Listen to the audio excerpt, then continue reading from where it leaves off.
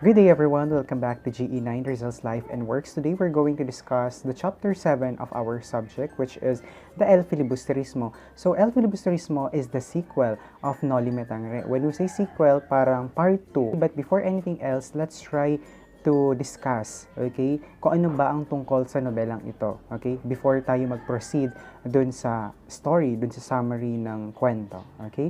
So let's start with the basic informations about the novel. Okay, so as I mentioned to you earlier, it's the second novel. It's the sequel of Noli Me Tangere. Okay, it's the second novel written by Dr. Rizal. And like the Noli Me Tangere, it was written in Spanish language. Okay, so nalaman natin before na ang Noli Me Tangere, kapag ita-translate natin sa English, okay, it's the social cancer. And ang elfilibusterismo naman, kapag ita-translate natin into English, ang ibig sabihin niya, the reign of greed. Okay? And then, when it comes to its dedication naman, idinedicate or inalay ni Rizal yung kanyang Noli Me Tangere sa kanyang motherland, okay? Sa kanyang bansa, which is the Philippines, okay? Para sa Pilipinas, yung Noli. And then, yung elfilibusterismo naman, ito ay idinedicate niya or inalay niya sa tatlong paring GOMBURZA or the three martyred priests na pinapatay, okay? Si Father Gomez, Burgos, at si Zamora. And when it comes to its genre, itong novel na to medyo hindi siya romantic, baga less romantic ang kwento, and then less yung idealism, more on greed, okay? More on galit, more on revolution, more on paghihiganti ang kwento ng elfilibusterismo. Unlike sa Noli na medyo may pagka-romantic, medyo mahinhin yung kwento, okay? So dito, panay galit ang kwento. Dito umiikot yung emosyon ng story. Now, let's move on to the history of this second novel, okay? So, Rizal began writing Elfilibusterismo in October 1887 while he was in Calamba, okay? Nasa Calamba siya nung sinimulan niyang maisulat ang Elfilibusterismo. Take note, umuwi na siya noon ng Philippines, okay? After his first trip sa Europe, yun yung time na nakatapos na siya ng pag-aaral niya at natapos na rin yung kanyang pag-iikot sa Europa, okay? But yung Noli Me Tangere kasi, yun ay natapos niya sa ibang bansa. Dito naman sa elfilibusterismo, sa Philippines niya na simulan. Okay, dito siya nag-start na magsulat ng kanyang second novel. Okay? And then, nung 1888 daw sa London, he revised the plot and some chapters. Okay? And then, nung pumunta na daw siya ng Paris or nakarating siya ng Paris, meron daw siya mga revisions. Okay? And then, tinuloy niya yung pagsusulat ng nobela sa Paris, sa may France. And then later, he moved to Brussels in Belgium, okay? Kasi daw, ang cost of living or yung gastos, okay, yung mga gastusin sa Belgium ay mas mura daw as compared sa ibang country sa Europe, okay? And then, kaya rin daw siya lumipat doon para less distraction sa mga nangyayari sa paligid niya at makapag-focus siya doon sa pagsusulat ng kanyang second novel. And then on March 29, 1891, he finally completed the book in Biarritz, France. Okay? Nung Noli Me Tangere kasi, natapos niya yun sa may Berlin, Germany. Okay? And then sa Germany din siya nagpa-print ng kopya ng Noli. And ayan na, September 18, 1891, the novel was published in Ghent, Belgium. So sa Belgium siya nagpa-print ng kanyang second novel. Okay? And then, kung sa Noli Me Tangere, merong isang tao na kino-consider natin as savior ng Noli na nagpautang kay Rizal, dito sa Elfili, ganun din. Meron ding isang tao na nagpautang ulit kay Rizal kasi kulang na siya sa fund. Okay? I think kinulang daw siya ng 150 pesos para ma-print yung kanyang second novel. And then, ang nagtumulong sa kanya ay si Valentin Ventura. Okay? So, after daw makapag-print ng kopya, nagpadala siya ng 2 kopya sa Hong Kong. Isa daw ay para sa kanyang kaibigan na si Basa at yung isa naman ay para kay Sixto Lopez. Okay? And then yung original copy daw or original manuscript ng kanyang elfilibusterismo ay binigay niya mismo kay Valentin Ventura. And then may autograph daw doon si Rizal. Okay, by the way, let me share this information to you kasi hindi ko siya na-mention sa previous discussion. Sa chapters ng Noli Me Tangere, merong isang chapter doon na binura or tinanggal si Rizal, okay? 'Di ba ang Noli Me Tangere ay 64 chapters. Kaya lang merong isang chapter na tinanggal. And ito yung chapter na tungkol kay Elias at kay Salome. Okay? Ito yung dalawang magkasintahan. bakit tinanggal ni Rizal or bakit niya hindi in-include yung chapter na yun? Kasi kulang na rin yung pera niya noon. Kailangan niyang magbawas dun sa pages ng kanyang Noli. Even though nagpautang na noon si Maximo Viola, kaya lang kailangan niya pa rin magtanggal ng isang kopya para makapag-produce siya ng 2,000 copies. Okay? So going back to the history of elfilibusterismo, ayun, meron tayong Valentin Ventura na tumulong kay Rizal para ma-publish yung kanyang elfilibusterismo. Okay, now we're moving on to the characters of the elfilibusterismo. Let's begin with the main character, Simon. Okay, sino ba si Simon? Actually, si Simon, siya yung continuation ng character ni Juan Crisostomo Ibarra sa Noli Me Tangere. Dito kasi sa story ng elfilibusterismo, he disguised as a jeweler.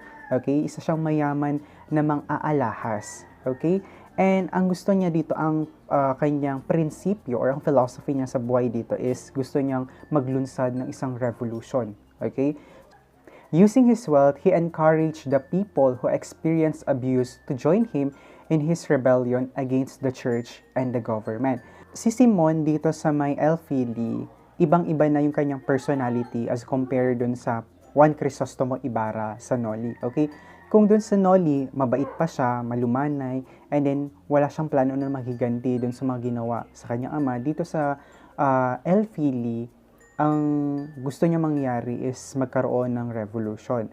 So, ang ginagawa niya, ine-encourage niya yung mga taong naging biktima ng oppressors, okay, na mga nabiktima ng mga Spanish friars and government na maglunsad ng revolution. Kumbaga, siya yung nagtitrigger dun sa mga tao na, sige, gawin niyo to, gumawa tayo ng isang rebelde or bumuo tayo ng isang rebellion at kalabanin natin ang Spanish government. Ganun yung kanyang perception dito sa may kwento ng elfili. Next character, we have Basilio. Siya na lang yung natitirang anak ni Sisa kasi namatay na si Crispin doon sa story ng Noli. So, si Basilio ay inampon ni Kapitan Tiago, and then siya yung kasintahan ni Holy. And nung time na to, or sa story ng elfili, si Basilio ay nakapag-aral at patapos na siya sa kolehiyo. Ang kanyang kurso na ginawa ay medicine. Okay, isa siyang aspiring doctor. And the next character, we have Isagani, isang poet or isa siyang manunula. And then siya ang best friend ni Basilio. So ang personality ni Isagani sa kwento, isa siyang emotional, okay? And then reactive student leader siya. Siya ang boyfriend or kasintahan ni Paulita Gomez. Kaya lang nakipag-break si Paulita Gomez kay Isagani. Kasi daw, ang rason niya, wala daw siyang future kay Isagani or hindi niya daw nakikita yung future niya kay Isagani. Ngayon, ang ginawa ni Paulita, nakipagkasal siya sa isang Espanyol, okay, na si Juanito Pelaez. Okay, higit na may kaya si Juanito Pelaez kaysa kay Isagani. And the next character, we have Cabezang Tales, a former cabeza de barangay or barangay captain, and kilala siya sa ngalan na Matanglawin. And the next, we have Don Custodio, isa siyang famous journalist na pinakiusapan ng mga estudyante about his decision daw for the Academia de Castellano. In reality, he was quite an ordinary fellow man who married a rich woman in order to be a member of Manila's high society. Okay, so manggagamit pala ang Don Custodio. Okay, nakipag-asawa siya sa isang mayamang babae para mapabilang siya dun sa high society or high class of society. Okay, kumbaga dun sa social class, okay, meron tayong middle class, upper class, lower class. Okay, so ang purpose niya pala para mapasali siya dun sa may higher class. And the next, we have Paulita Gomez, the girlfriend or ang kasintahan ni Isagani and pamangkin ni Doña Victorina. Okay, and manang-mana rin kay Doña Victorina na feeling niya or pakiramdam niya, siya isang peninsulares, okay? Kahit na siya ay pure Filipino-blooded, okay? And then, yun nga, nabanggit ko kanina na sa huli, siya at si Juanito Pelaez ang ikinasal at hindi si Isagani, okay? Pinagtabuyan niya, nakipag-break siya kay Isagani. Kasi nga, feeling niya wala siyang future dun kay Isagani. Wow, iba. Iba ang Paulita Gomez. So next character, we have Father Florentino, Isagani's godfather and a secular priest. Okay, so siya pala ang ninong ni Isagani and he is a secular priest. Okay, Kapag sinabi nating secular priest, ito yung mga paring Pilipino. Kapag regular priest, ito yung mga paring Espanyol. Ganun yung term na itinawag kasi noong mga panahon ng Spaniards nung nandito pa sila sa Philippines. Okay? And then, Father Florentino was engaged to be married but chose to be a priest after being pressured by his mother. Hindi dapat siya magiging pari, okay? Meron dapat siyang pamilya, meron dapat siyang asawa. Kaya lang, pinili niya maging pari dahil na-pressure siya. At the same time, na-influensyan siya nung desisyon ng kanyang mother. So, siya raw ay tumira sa isang lugar na liblib na or remote area or remote place, yung hindi na masyado nakikita sa city, kumbaga tago. Okay? Malapit daw sa sea or sa karagatan. Doon siya nakatira. And then next, we have Huli. Siya naman ang girlfriend ni Basilio, okay, and the youngest daughter of Cabezang Tales. Next character, we have Benzai. Isa siyang journalist or manunulat, and then he thought he was the only one thinking in the Philippines. So feeling niya siya lang daw ang may pakialam sa Philippines. Siya lang yung nag-iisip sa sitwasyon ng Philippines. The next, we have Placido Penitente. Isa siyang estudyante from University of Santo Tomas who was very intelligent and wise, but did not want, if not only by his mother's plea, to pursue his studies. Okay, si Placido Penitente pala ayaw mag-aral. Pero siya ay matalino, kaya lang nakiusap ng kanyang mother na mag-aral siya. Okay?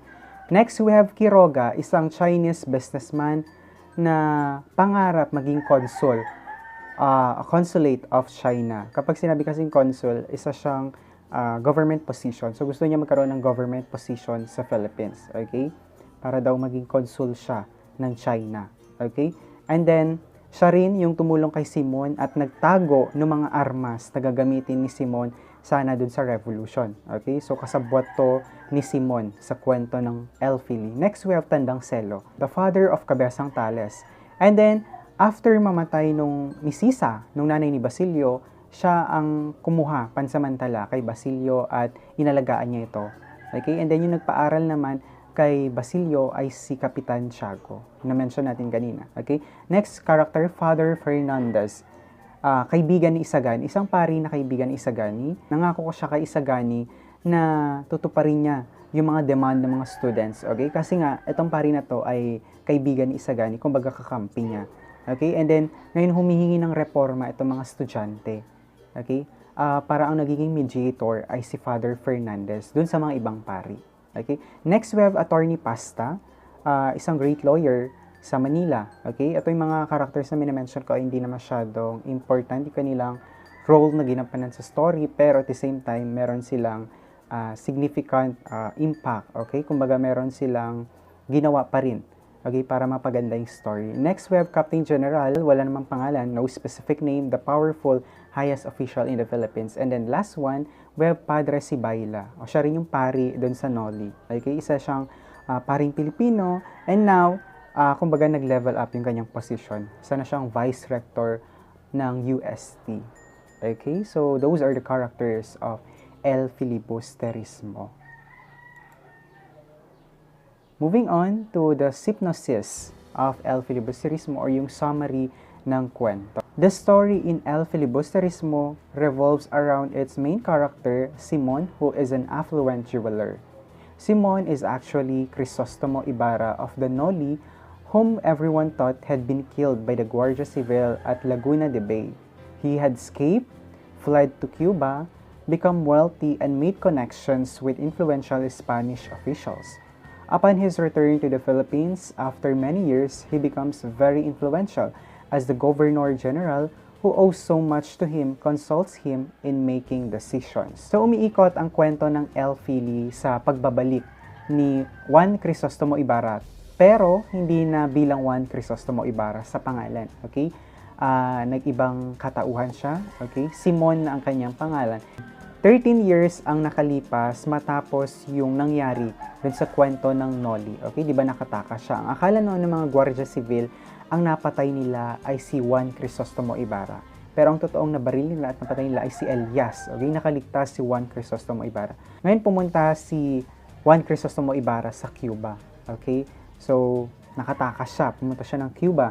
And then, naging mayaman siya. Nagkaroon siya ng connection sa mga ma-impluensyang Spanish officials. So upon his arrival in the Philippines, mas naging influential si Simon. Okay? Dahil daw, every time na may gagawing decision ang Governor General, kumbaga kumukonsulta siya or humihingi siya ng opinion at suggestion kay Simon. Okay? Ganun kalaki yung kanyang role dito sa kwento ng Elfili.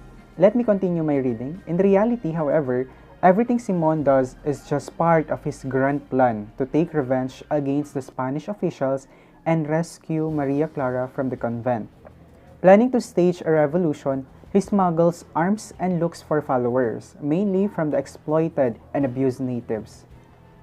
So dito pala sa part na to, merong isang malaking plano si Simon. Yun yung gumanti siya sa Spanish officials. And then pangalawa, gusto niyang ma-rescue si Maria Clara na nasa kumbento.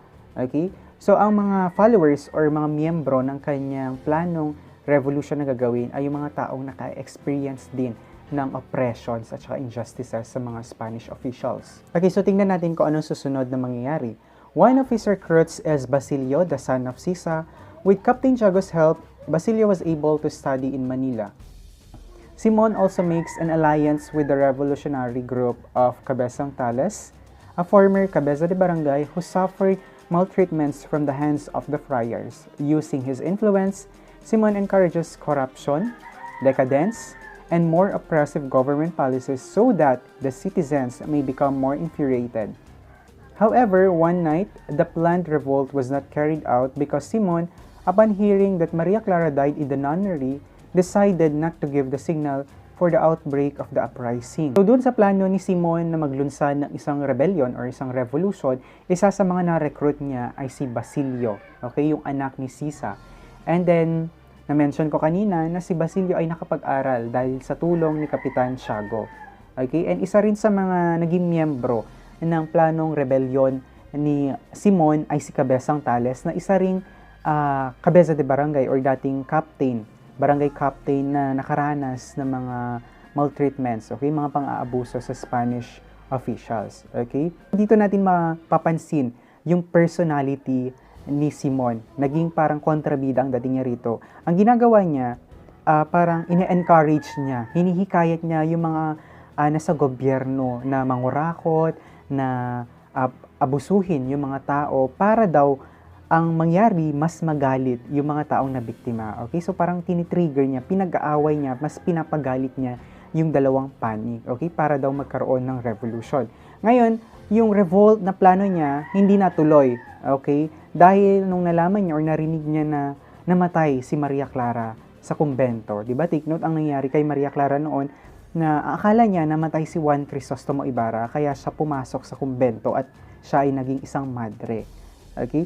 So, nung nalaman niya yun, parang nabalisa ang Simon. So, nakalimutan niya magbigay ng signal doon sa revolution or doon sa uprising na gagawin nila. Okay? So, tingnan natin kung anong susunod. Another plan was made some months later. At the venue of the wedding reception of Juanito Pelaez and Paulita Gomez, Simon planted many explosives, enough to kill the invited guests, primarily the friars and the government officials. According to the plot, the big explosion shall be started by the gift he would give to the newlyweds at the reception, a kerosene lamp with an explosive. When the lamp flickers and someone turns the wick, it will result into a big explosion that will become a signal to the revolutionary troops to simultaneously attack all the government buildings in Manila. So, may second plan ang Simon, okay? Doon sa wedding reception na mangyayari between Juanito Pelaez at Paulita Gomez, nagkaroon ng, kumbaga naglagay si Simon ng mga bomb, okay, mga bomba na sasabog anytime, okay, para patayin yung mga tao na nandun. Especially ang mga nandun kasi ay mga friars, Spanish friars at mga Spanish government officials, okay. So, meron siyang regalo, meron siyang ibibigay na gift doon sa ikakasal. Okay, isang kerosene lamp, isang lampara. Sa lampara na yun, merong bomb or may bomba na anytime sasabog daw. Okay? So, kapag sumabog na yung lampara na yun, yun na ang signal. Yun ang magiging basis ng mga other members ng rebellion ni Simon para umatake or atakihin na yung mga government buildings sa Manila. Okay? So let's see what's gonna happen next. And during the reception, Simon gives his gift to the newlyweds. Before hurriedly leaving the venue, he leaves a piece of mysterious paper bearing the message, "You will die tonight," signed by Juan Crisostomo Ibarra. Meanwhile, Isagani, the rejected lover of Paulita, is standing outside the reception. His friend Basilio tells him to leave the place because the lamp will soon blow up. When Father Salvi identifies the handwriting in the note and confirms that it was indeed Ibarra's handwriting, the guests began to panic. When the lamp flickers, Father Irene tries to turn the wick up. But Isagani, wanting to save Paulita's life, rushes into the house, grabs the lamp, and throws it into the river where it explodes. Okay, so nung naibigay na pala ni Simon yung lampara dun sa bagong ikakasal, meron siyang isang letter na iniwan. Okay, nakalagay dun, "You will die tonight." And then may pirma ni Juan Crisostomo Ibarra. Take note ha, Juan Crisostomo Ibarra yung pirma na ginamit niya. And then ngayon, yung former lover, yung ex ni Paulita Gomez na si Isagani, ay nandun sa reception, nasa labas nag-aantay. So imagine, ikakasal yung nobya niya, dati niyang nobya, tapos andun siya, okay, sinasaksihan or saksi siya dun sa ikakasal, okay, dun sa kanyang ex. And then, kinuwento ngayon ni Basilio yung mangyayari kay Isagani kasi nga kaibigan niya, ito, best friend niya si Isagani. So, kinuwento niya kay Isagani na merong may bomba na sasabog dun sa may lampara na hawak ngayon nung ikakasal, okay? And then, right after that, nung umalis na si Simon, nakita ni Father Salvi yung isang note or yung papel na merong pirma si Juan Crisostomo Ibarra, and na-confirm niya na siya nga yun. Ngayon nagpanik ang lahat, okay? Kinabahan ang lahat. Kaya lang, nung malapit nang sumabog yung kerosene lamp na may bomba or may bomb, kinuha ni Isagani, itinapon niya sa river, okay? Bakit? Kasi ayaw niyang mamatay yung kanyang ex na si Paulita, okay? So, mahal niya pa rin si Paulita, kaya niligtas niya. So, ngayon, ang nangyari, naligtas lahat ng mga tao na nandun. Okay? So, let's see kung anong susunod na mangyayari. Simon's revolutionary plot was discovered and he's hunted by the Guardia Civil. He managed to escape but was seriously wounded. Carrying his jewelry chest, he finds shelter in the home of Padre Florentino. Learning of his presence in the house of the priest, the lieutenant of the Guardia Civil informs Padre Florentino that he will come in the evening to arrest Simon. Okay. So, na-discover nga na merong revolutionaryong ginawa si Simon. Na-discover na siya pala yung leader. Siya yung nagpanukala. Siya yung may kinalaman. Siya yung leader dun sa revolution. Okay. Ngayon, nakatakas siya. Pero sugatan si Simon. Okay. Dala-dala niya yung mga alahas niya. Pumunta siya sa bahay ni Padre Florentino. Okay, itong bahay ni Padre Florentino ay liblib, malayo sa kabiyasan or malayo sa city, hindi masyadong nakikita. Okay, kaya lang, nalaman pa rin nung lieutenant, nung Guardia Civil, na nandun si Simon. Okay. Ngayon, ipinaalam ng lieutenant kay Padre Florentino na kinagabihan, aarestuhin nila si Simon. So imagine, hindi agad nila inaresto si Simon. Okay, kumbaga, nag-warning lang sila na, mamayang gabi, Padre Florentino, aarestuhin namin si Simon. Okay? Hindi nila agad inaresto si Simon nung time na to. So, let's see. Simon then takes poison that he would not be caught alive. As the poison's effect start to take toll on his body, he confesses to Padre Florentino his true identity and his plan of revenge through bloody revolution. After the emotional and agonizing confession of the dying man, the priest absolves the dying man from his sins, saying, "God will forgive you, Señor Simon. He knows that we are all fallible. He has seen that you have suffered. He has frustrated your plans one by one. First by the death of Maria Clara, then by a lack of preparation, then in some mysterious way, let us bow to His will and render Him thanks." Yun yung huling nabanggit ni Padre Florentino kay Simon. The story ends with the priest throwing Simon's treasures into the sea so that they would not be used by the greedy. The priest hopes that when the right time comes, they would be recovered and used only for the good. So, ang ending pala ng Elfili, nung nalaman ni Simon na aarestuhin siya ng Guardia Civil kinagabihan, uminom siya ng lason. Okay? Nagpakamatay din si Simon. And then, habang malapit na yung kanyang kamatayan, okay, umamin siya kay Padre Florentino. Nag-confess siya na siya nga daw si Juan Crisostomo Ibarra at saka yung plano niya na maghiganti sa Spanish government by means of revolution. And then nagtapos ang kwento nung itinapon na ni Padre Florentino yung mga alahas ni Simon sa karagatan, okay? Para daw hindi na magamit sa kasamaan at sa kasakiman. Okay? Pero umaasa pa rin siya na one day, kung mare-recover man yung mga alahas na nasa dagat, ay gamitin sa kabutihan. Okay? So that ends the story of elfilibusterismo. Okay, I have a video discussion about the comparison of Noli and Elfili. Ano ba yung pagkakapareho at pinagkaiba ng dalawang novels ni Rizal? Okay, kung curious kayo at gusto nyong malaman yun, nasa description box yung link ng video. Okay, change background in 5, 4, 3, 2, 1. Okay ba? Parang hindi. Again, change background in 5, 4, 3, 2, 1. Last one. Change background in 5, 4, 3, 2, 1. That's it. Perfect.